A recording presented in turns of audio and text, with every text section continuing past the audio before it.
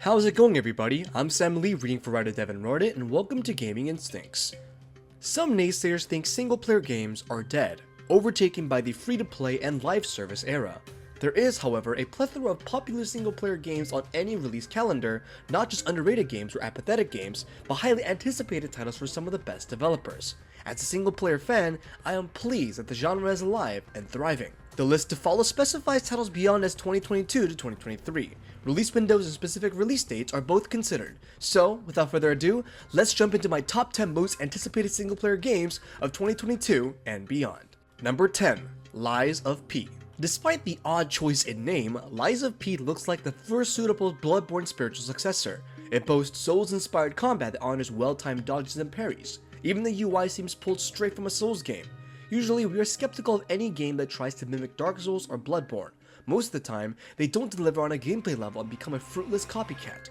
Lies of P, however, looks like it's doing everything right. The enemy design is creative, even by From Software standards, the combat seems fluid and intense, and the gothic industrial setting is captivating. Not to mention that it is based on the story of Pinocchio. I love when we get a new, darker take on a classic tale. As the days go by without Bloodborne 2, Lies of P may be our closest bet. Number 9. The Last Case of Benedict Fox. I was so impressed when I first saw The Last Case of Benedict Fox in action. It's a mysterious side-scroller where a creature from another dimension accompanies you. The relationship between the creature and the protagonist reminds me of Venom. The two are at odds, but they need each other. From a gameplay perspective, the creature can manifest as tentacles that slither out of Benedict to aid in combat or jumps. It can also explore the memories of the deceased, leading to some trippy gameplay segments as you traverse an almost alien world. The base setting is a creepy old mansion, but other environments such as a black and white limbo-esque area will keep players on their toes. I'm in the mood for a new side-scrolling platformer, and The Last Case of Benedict Fox is precisely what I'm looking for. Number 8. Starfield. The gameplay we've seen from Starfield was a little lackluster thanks to the ever-apparent Bethesda jank. With that said, there is a strange desire pulling me toward the game. Maybe it's my love for previous Bethesda games, especially Fallout 3, which will always be one of my most fondest gaming memories. Whatever the reason, I am still excited for Starfield. Ever since finishing the Mass Effect trilogy, I've considered an RPG that wasn't as linear and featured open worlds to explore. A game where you could explore large and dense planets at your discretion. That's Starfield. My fantasy game is becoming a reality. You might be screaming No Man's Sky right now. That's fine, however I like some direction in my games. Starfield will have a narrative pulling me through and keeping me grounded. I'm unsure if the combat and graphics will be up to modern standards, but Skyrim in space is enough for me. Number 7. The Callisto Protocol. Fresh off Gamescom opening night live, I got a fresh intake of the gruesome gore in the Callisto Protocol. After a dangerous water slide down a sewer, the hero failed to dodge a giant fan and slowly and tragically got cut in half. The developers are fast to show off the intense violence, but that's not the selling point for me. I'm excited because it bodes well for tense gameplay, breathtaking albeit dark visuals, and an authentic single-player experience void of loot boxes or gear system nonsense. It captures all the mechanics of Dead Space, especially the gunplay, where enemies react differently based on where they're shot.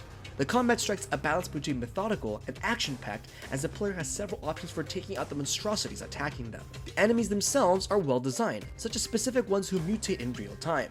If you don't kill them fast, they will slowly mutate into an even stronger beast. The Callisto Protocol will probably be the best space-themed game, and there is a surprising amount of them coming out soon, and the best horror game in the next few years, excluding a few noteworthy remakes in the same vein. Number 6. A Plague Tale: Requiem. A Plague Tale: Innocence was a disturbing game about a brother and sister's journey through a diseased world filled with ravenous rats. It's a linear experience focused on the relationship between the two main characters. The game practically called my name, but for some reason, it slipped past my radar and several others. It's somehow respected and underrated at the same time. When I played the original late, I immediately fell in love. The plague's origins and the rat-based puzzles and combat gripped me and left me excited for the sequel. One of the best parts of the sequel is that Amicia, the playable character, is much more adept at fighting and, more importantly, willing to kill. From a gameplay sense, this means that she has more tools, such as a crossbow, and she isn't afraid to use them. Additionally, the younger brother Hugo will refine his power to control rats and be a greater force during combat. When both characters are less scared and innocent, the combat will be more focused on action rather than hiding. I know the sequel will nail the story, and with more active participation in combat, A Plague Tale: Requiem is a day one purchase for me. Number 5. Alan Wake 2. Upon finishing the original Alan Wake, I was captivated by a potential sequel, and it's finally here. We don't know much about Alan Wake 2 except that Remedy is building a shared universe between its properties. A weird, supernatural universe inhabited by Jesse Faden from Control and Alan Wake from the titular game. The sequel could expand Alan Wake beyond the confines of its own game and have ramifications for future Remedy titles. Remedy's storytelling Unchained will breed a fascinating and perplexing experience of thrilling mystery. Besides, we're talking about the team behind the brilliant concept of Alan Wake. The titular character sees visions of his book, which he has no memories of writing, as they come to life. I'm excited to see where Remedy takes the story this time. Additionally, I can't wait to see how the game is constructed. The first one played like a thriller miniseries on TV. With the sequel edging into survival horror territory, Remedy should have some mind-bending plans for the upcoming flashlight shooter. Number 4. Resident Evil 4 Remake. This is my gaming confession. I've never played Resident Evil 4. For this, I'm sorry. The good news is I can experience Resident Evil 4 fresh when the remake launches next year.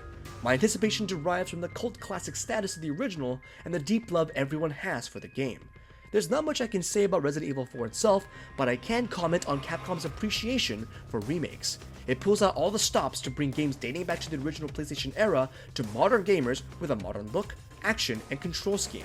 Resident Evil 2 Remake was one of my favorite games of 2019, captivating and scaring me throughout the whole experience. Capcom knows how to make a good remake, hint hint Naughty Dog, and I can't wait to see what they have planned for Resident Evil 4. Number 3. Star Wars Jedi Survivor. Star Wars Jedi Fallen Order was one of my favorite games despite some disappointing rewards for exploration. It was a right move to mix lightsaber gameplay with difficult Souls-inspired combat. Deflecting bolts and force-pushing enemies off the map were both rewarding and satisfying. Above all, it was nice to have a single-player story-focused Star Wars game again. With that format, we explored various highly detailed worlds, expanding the already expansive universe of Star Wars. There were only minor qualms with the first game in regards to collectibles and map layout. The sequel, though we don't know much, could easily mitigate those issues and expand the solid combat. Additionally, Star Wars Jedi Fallen Order introduced a setting that the Disney Plus series Kenobi used regularly, meaning the sequel could introduce concepts that go beyond the video game mythos. It could impact the greater Star Wars story, and at the same time, we could see some familiar faces in the game. Ultimately, I'm ready to dive into another single-player Star Wars game, which is surprisingly difficult to get these days. Number 2. Marvel's Spider-Man 2. With Marvel's Spider-Man and Marvel's Spider-Man Miles Morales, we're primed for an amazing sequel that could go in several directions. For instance, I think Miles Morales is a much more fun character than Peter Parker. He essentially has the base powers plus a bevy of electricity powers, not to mention invisibility. After playing with that toolset, who would want to go back to the basic webs? Both the heroes are ready for action, so I'm curious how Spider-Man 2 will balance the two. Maybe, just maybe, we can play as Miles for some sections of the story and Peter in his black Spider-Man suit for others. The black Venom-infused suit would grant Peter new abilities that could expand his gameplay beyond just webbing. My only concern is that two protagonists reek of multiplayer. We can't have that on the single-player list, can we? Co-op could work fine if the game doesn't lean into multiplayer mechanics and still considers itself a single-player game at heart. The reason Gotham Knights isn't on this list is that the multiplayer elements invaded and deteriorated what could have been a well-built single-player experience. In all likelihood, the two Spider-Men will work as multiple characters did in the first game. Mary Jane, Miles, and Peter each had their own single-player missions that worked together for the story's benefit. As I've theorized, Insomniac Games could take Spider-Man 2 in several directions, but one thing is for sure, it's in the good hands of talented developers that haven't failed me yet. And finally, number 1, God of War Ragnarok. God of War Ragnarok is one of the most anticipated games of the year, thus, we have written extensively about the upcoming sequel. There's not much else to be said. Everyone knows why God of War is such an anticipated release. To stay true to the list, what I'm most excited about is the storyline, which is usually much stronger for linear single-player games compared to their multiplayer counterparts. Specifically, I'm excited to see what they do with Atreus, knowing that Fenrir and the World Serpent are in the game. Without spoilers, I'm anticipating some time travel shenanigans. Also, I want to know if Sony's Santa Monica will pull a The Last of Us Part 2 and introduce a new playable character in Atreus, and above all else, I want to see what happens to Kratos. There's so many questions leading into God of War Ragnarok, and with it concluding the Norse saga, we will surely get some answers and then some. Games like God of War Ragnarok somehow make the absurd $70 price point of Sony exclusives worth it. And this concludes Gaming Instincts. To see more videos, top lists, and content like this in the future, make sure to subscribe. Thanks for watching. This has been Sam Lee, and until next time.